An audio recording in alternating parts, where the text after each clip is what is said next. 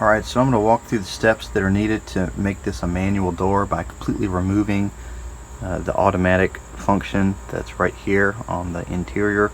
And I'm going to do it on the side, the right side, that has the air conditioning and rear heater cores, because you can see this is blocking access to this, so it's a little bit more of a difficult challenge. I'm going to show though how I'm going to end up doing that. The way this works, it's got 4 lines here. The top 2 lines connect to the heater core, which heat the air. The bottom 2 lines connect to the evaporator coil, which cool the air. We will not need to undo those lines, but we will need to undo some screws in order to move the HVAC system away from the wall so that we can access some of the parts. Looking online, what we're able to do is remove these covers, and then we're able to sort of move this out a little bit so that we can get some room back here and remove this stuff. So that's what I'm going to do first. First thing we're going to do, remove this thing. There's a thing down there and a thing right here, so I'm going to remove that. Almost all of these have these little plastic like screws, very difficult to get out.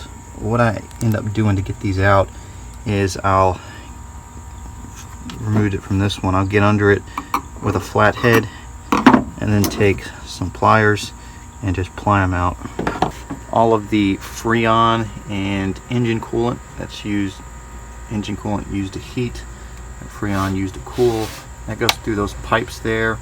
It comes down, so the engine coolant will go to the heater core. There's a small heater core in here, and then the Freon goes to like a small something, either compressor, condenser, whatever it uses to cool this stuff.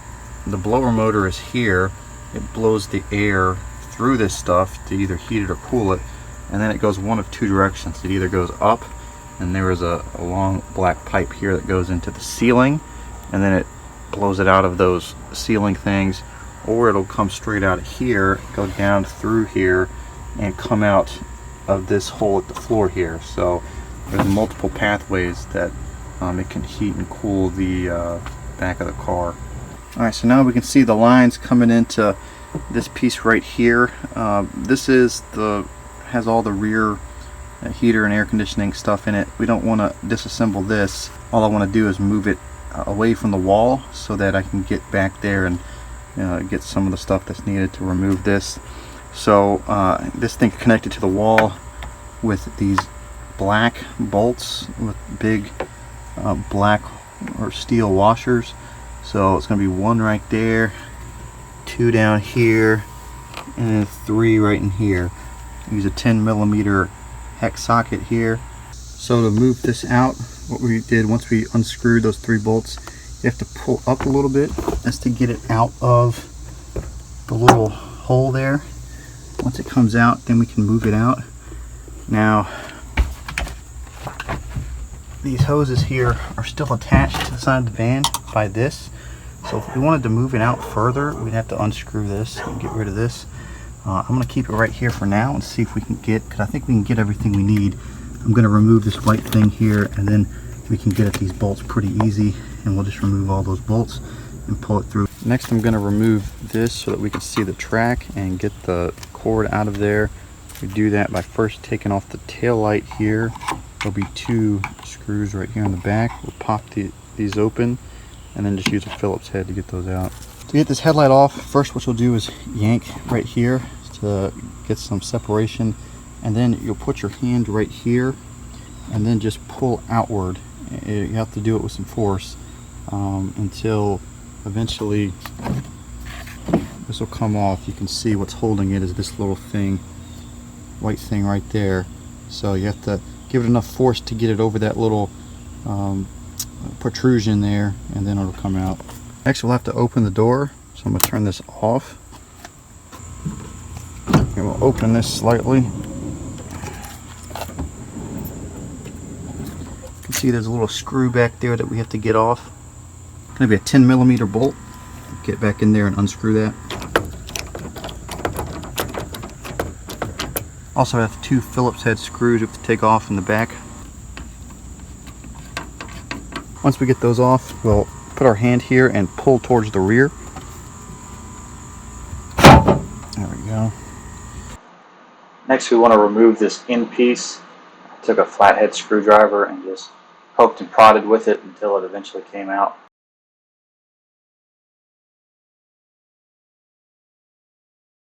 Alright, so next we need to remove these two bolts back here. We'll disconnect this arm from the door. Now, I've tested this on the other door. When I removed this, the door stayed in place. It did not fall down, so I'm not going to have any support underneath it. It seems to be fine because it has a connection right here and a connection down there. So just going to simply remove those, and then we'll go from there. So I want to provide some clarity here. You don't have to have anything under the door, but it's not a bad idea. Obviously, without anything under the door, once you remove it from that arm, it's going to sink downwards and it's going to put pressure on those other 2 points in the front. However, I found that it didn't damage them in any way, but it was a bit of a pain when you go to reattach the door because you have to get down and lift that door back into place. So if you're an elderly person or you don't have a lot of strength, maybe you're a woman, you may want to find something to put under that door just so that you don't have to lift it when you go to do it. But if you're an able-bodied man and you have strength and feel like, don't feel like you have to run out to the store to buy something to support the door, you'll be able to lift it and reattach it fine. These are going to be a 12mm bolt. Alright, so I've disconnected that and pulled it out here. It was underneath it like this, so you just sort of turn up and pull out to where we can get at this. The door is down slightly, so if you wanted to be safe, you could put something under there. But you can see, if you don't have anything to put under there, it holds up fine. And I'll put some slack on it by pulling out and turning clockwise. Alright, now that I've gotten those out, all I'll do is simply twist it upwards. See if I can get it twisted upwards here. And then it'll pop right out. Next step, I'm just going to move these cables out of the way. I want to get this back on so that there's no potential damage to the door. So you can see here, this thing we're just going to put back on by going up top there, underneath, puts it back on the track, and then here we go. And we'll put those screws back on the door. So now the goal is to grab the cords on both ends and pull them through the door frame. So what we have to do is go into the interior of the van. We have to undo the nuts and bolts on both sides. Then we'll pull it through. Then as far as reattachment is concerned, we'll want to put the washers back on the black housing that's on the rear one. And as far as the one closest to the driver's seat, that's not going to have any sort of reattachment. Once I've pulled that through, I can put the washer back on, and then we'll be good to put the panel back on the outside of the door. Before you put the panel on, make sure to put that cap back on the end here. Getting the headlight back on, first thing we'll do is get this white thing into that hole.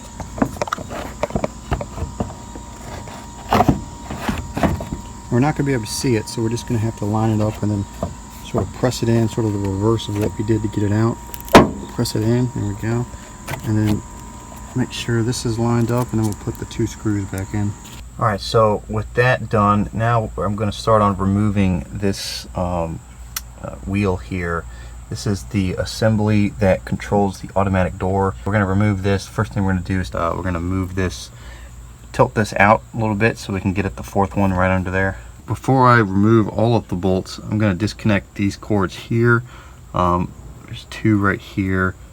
I'm going to leave this one for the time being. I think that controls a part of the air conditioning and heating unit. I don't think we're going to have to disconnect that. There's going to be two here, and then there's going to be a couple back here. So we'll disconnect these, we'll remove this, and then there'll be more to disconnect once we get this free of the door. So I've got a picture here of the 3 bolts on the left side that we're going to remove.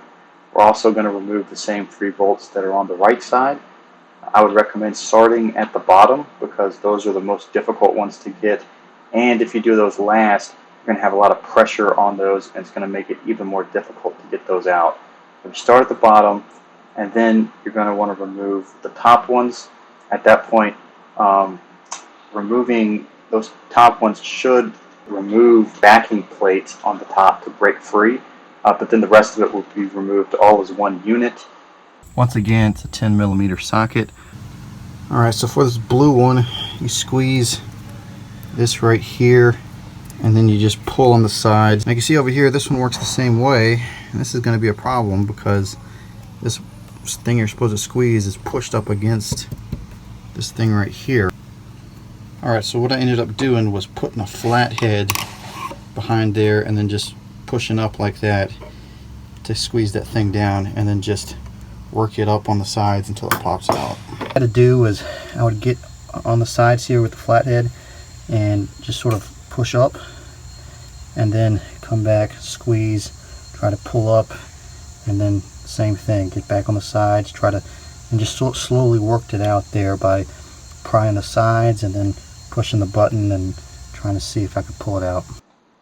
So now that we've gotten the automatic door assembly out of the wall, we'll reattach the HVAC unit. Remember, we have those 3 bolts, 10mm socket, and then you can also reattach anything else that you want to reattach. For example, if you remove the vent, you'll put that back together.